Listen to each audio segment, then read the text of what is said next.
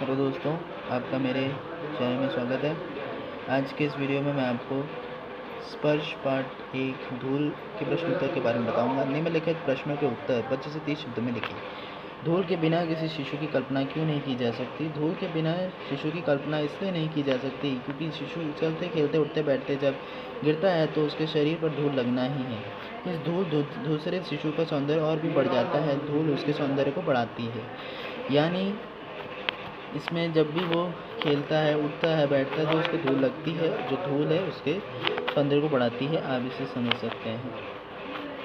दूसरा प्रश्न, हमारी सभ्यता धूल से क्यों बचना चाहती है? हमारी सभ्यता धूल को गलत समझती है। वह बनावटी प्रसाधन सामग्री और सलमे सितारों में ही सौंदर्य मानती है। गाँव की धूल उन सलमे सितारों के धुंधले पड़ने की आशंका होती है, इसलिए वह धूल से अर्थात ग्राम संस्कृति से बचना चाहती है।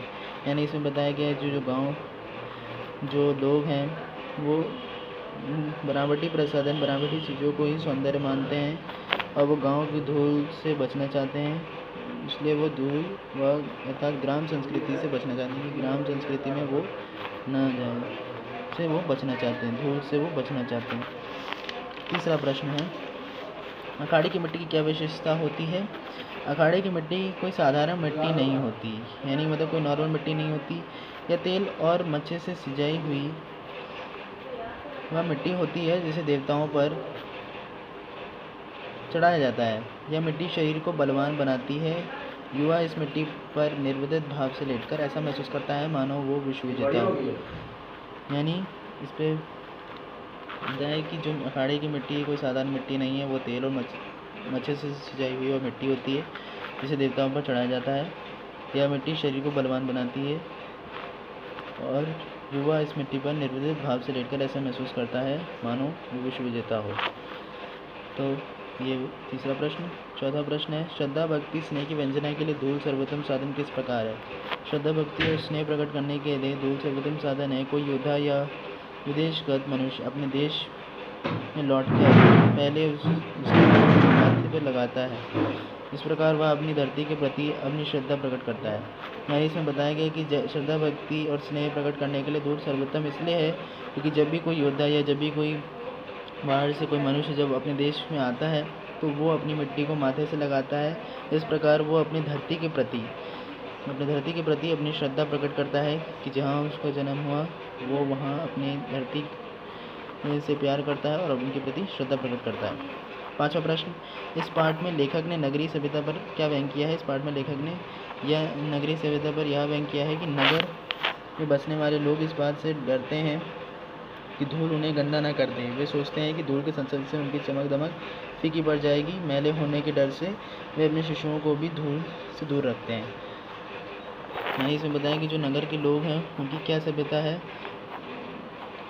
तो उन्होंने बताया इस पाठ में लेखक ने नगरीय सभ्यता पर यह व्यंग किया या कटाक्ष किया है कि जो नगर में जो लोग रहते हैं वो इस बात से डरते हैं कि धूल उन्हें गंदा ना कर दे, कि धूल से वो कहीं गंदे ना हो जाए। वो ये भी सोचते हैं कि धूल के संसर्ग से उनकी चमक दमक फीकी पड़ जाएगी, यानी जो भी वो चमक दमक है या जो भी वो वस्त्र पहनते हैं, जो भी वो चीज़ें इस्तेमाल करते हैं वो सब फीकी पड़ जाएगी, बेकार हो जाएगी। और मैले होने के डर से वे अपने शिशुओं को भी धूल से दूर रखते हैं कि कहीं वो मैला ना पड़ जाए, इस वजह से वो शिशुओं को भी दूर रखते हैं।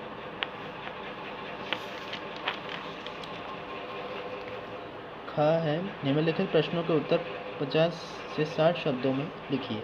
यानी इन सभी के उत्तर आपको 50 से 60 शब्दों में लिखना है। पहला प्रश्न, लेखक बालकृष्ण के मुँह पर छाई गोधूली को श्रेष्ठ क्यों मानता है? लेखक बालकृष्ण के मुँह पर छाई गोधूली को श्रेष्ठ मानता है उसके अनुसार इसके कारण उसकी आंतरिक आभा और भी खिल उठती है। आंतरिक आभा मतलब अंदर मन का सौंदर्य, जो मन की जो वो होता है वो खिल उठता है। बालक का धूल दूसरे मुख बनावटी श्रृंगार प्रसाधन से अधिक मनमोहक होता है। जो बालक का जो धूल दूसरे चीज़ों से जो बनावटी श्रृंगार है उनसे भी काफ़ी अच्छा दिखता है, अधिक मनमोहक दिखता है। या वास्तविक होने के कारण कृत्रिम सौंदर्य सामग्री से अधिक श्रेष्ठ होता है। और ये वास्तविक होता है और ये कृत्रिम यानी बनावटी सौंदर्य से काफ़ी श्रेष्ठ माना जाता है, श्रेष्ठ होता है।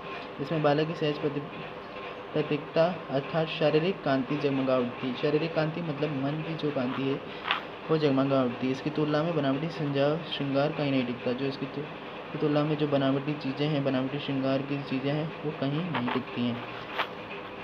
दूसरा प्रश्न, लेखक ने धूल और मिट्टी में क्या अंतर बताया है? लेखक ने धूल और मिट्टी में अंतर बताते हुए लिखा है कि धूल मिट्टी का अंश होती है, धूल मिट्टी से ही बनती है।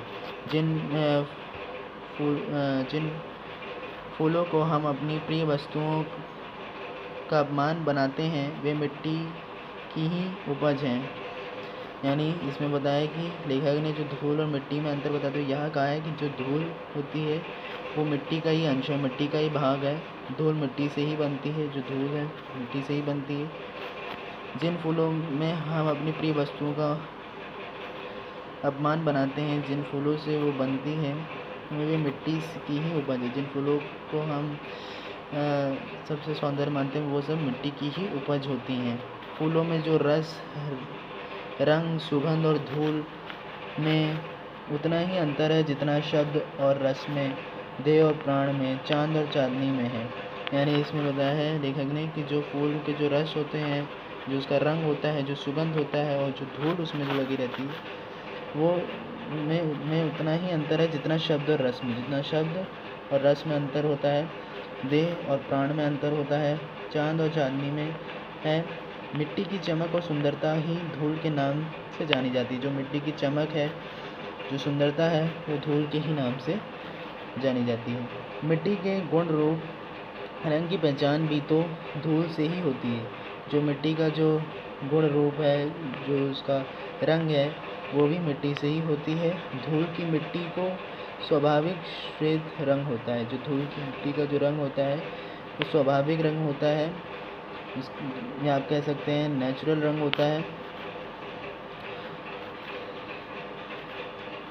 तीसरा प्रश्न है, ग्रामीण परिवेश में प्रगति धूल के कौन कौन से सुंदर चित्र प्रस्तुत करती है? ग्रामीण परिवेश में प्रगति धूल के दायरे अनेक सुंदर चित्र प्रस्तुत करती है। यानी जो ग्रामीण परिवेश है, ग्रामीण वातावरण में जो प्रगति है वो धूल के अनेक सुंदर चित्र प्रस्तुत करती है, अनेक सुंदर चित्र बताती है। जब अमराइयों के पीछे छिप सूर्य की किरण धूल पर पड़ती है तो ऐसा लगता है कि मानो आकाश में सोने की परत छा गई हो। जब अमराइयों के पीछे जब सूर्य निकलता है तो जो उसकी किरणें जो पड़ती हैं तो ऐसा लगता है कि जैसे आकाश में सोने की परत छा गई हो, सोने की परत हो जाती है। सूर्यास्त के बाद लीक पर गाड़ी के निकल जाने के बाद धूलें आसमान में ऐसे छा जाती हैं मानो रुई के बादल छा गए हों। जैसे जब शाम हो जाती है, जब सूर्यास्त होने वाला होता है, तब जो धूल है वो ऐसे छा जाती है जैसे आसमान में ऐसे छाते मानो कोई रुई के बादल छा गए हों। जो रुई के बादल होते हैं वो छा जाते हैं जैसे, या यूँ लगता है कि मानो वह ऐरावत हाथी के जाने के लिए बनाया गया है, जो हाथी उनके लिए जाने के लिए बनाया गया है। तारों भरा मार्ग हो, चांदनी रात में मेले पर जाने वाली गाड़ियों के पीछे धूल ऐसे उड़ती है मानो कभी कल्पना उड़ान पर हो। मतलब जो चांदनी रात जब होती है तब जब उसमें जो गाड़ियाँ जाती हैं, मेले में जो गाड़ियाँ जाती हैं, जो उसकी जो धूल उड़ती हैं वो ऐसी लगती हैं कि जैसे कभी कल्पना उड़ान पर हो, कि जो कवि की जो कल्पना है वो बहुत ऊंची है, कवि बहुत ऊंचे सोच रहे हैं। तो ये आपका प्रश्न नंबर 3। प्रश्न नंबर 4, हीरा वही घन घोट न टूटे का संदर्भ पाठ के आधार पर स्पष्ट कीजिए। हीरा वही जो घन चोट न टूटे का कथन का संदर्भ पाठ के आधार पर यह है कि सच्चे हीरे अर्थात किसान, देशभक्त आदि कड़ी परीक्षा के हंसते हुए झेल लेते हैं। मतलब जो हीरा है, हीरा वही जो घन टोट, मतलब जिसमें कोई भी किसी भी चीज़ से न टूटे। पाठ के आधार पर यह है कि सच्चे हीरे जो होते हैं अर्थात किसान, देशभक्त आदि से कड़ी परीक्षा को हंसते हुए झेल लेता है। जैसे वो वही हीरे सच्चे होते हैं जो कड़ी परीक्षा में भी नहीं टूटते हैं, कड़ी चीज़ों से मारने से भी नहीं टूटते हैं। वीर सैनिक और देशभक्त विपरीत परिस्थितियों में शत्रु से युद्ध करते हुए अपनी जान तक दे देते हैं। जो वीर सैनिक और देशभक्त हैं वो विपरीत परिस्थितियों में, जब उनकी परिस्थिति ठीक नहीं होती तो वो शत्रुओं से युद्ध करते हुए अपनी जान तक दे देते हैं, परंतु पीठ नहीं दिखाते हैं। इसी प्रकार किसान भी सर्दी, गर्मी, बरसात आदि की मार झेल कर फसल उगाते हैं। जिस तरह से सैनिक और देशभक्त अपनी वीरता का प्रमाण देते हैं, उसी प्रकार किसान भी सर्दी गर्मी चाहे कैसा भी मौसम हो, बरसात बीमार झेलकर फसल उगाते हैं। ये विपरीत परिस्थिति में बड़े से बड़े संकटों के सामने नहीं झुकते, चाहे कैसी भी परिस्थिति हो वो कभी नहीं झुकते और अपना साहस भी बनाए रखते हैं।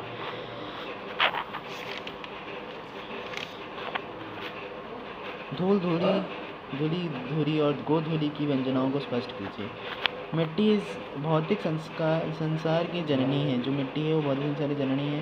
रूप रस गंध स्पर्श के सभी भेद इसी मिट्टी में से जन्म लेते हैं। जो धूल होती है वो भौतिक संस्कार की जननी होती है, भौतिक संस्कार नहीं होती है तो उसमें सब जन्म लेते हैं। मिट्टी के दो रूप हैं, उज्ज्वल तथा माध्य।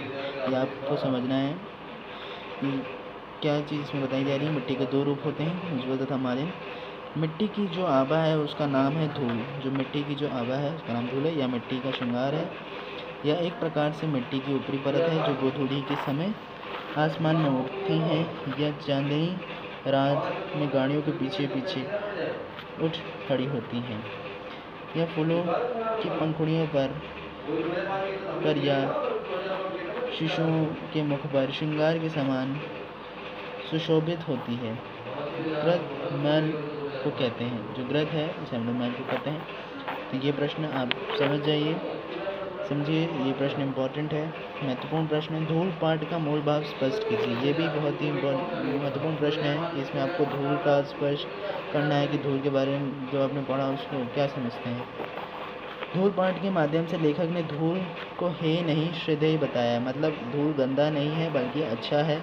पाठ के माध्यम से धूल की उपयोगिता एवं महत्व का भी बताया गया कि पाठ के माध्यम से धूल की उपयोगिता क्या चीज़ है और महत्व क्या है।